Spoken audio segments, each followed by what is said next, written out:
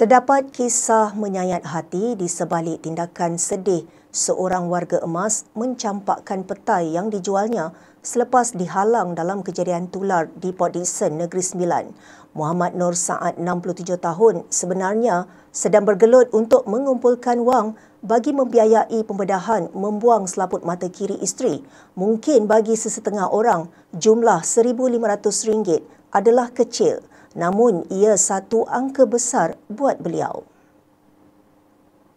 Menurutnya, dia berniaga secara kecil-kecilan dengan menjual petai bagi mengumpul wang untuk pembedahan mata isterinya di hospital kerajaan. Bagaimanapun, dia masih belum berjaya mengumpul wang bagi menampung kos pembedahan itu, biarpun turut mendapat bantuan bulanan warga emas sebanyak RM500 sebulan. Warga emas itu berkata dia akan meneruskan perniagaan kecil-kecilan selepas menerima borang permohonan berniaga daripada Majlis Perbandaran Port Dickson, MPPD. Muhammad Nur dilaporkan telah menerima ganti rugi susulan kerugian ditanggungnya.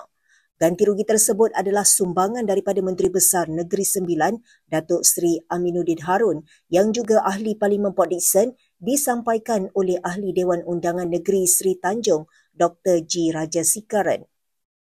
Semasa lawatan ke rumah Muhammad Nur, ia turut dihadiri oleh Yang di-Pertua MPPD Hasnor Abdul Hamid dan penguatkuasa terbabit yang dikenali sebagai Kamarul.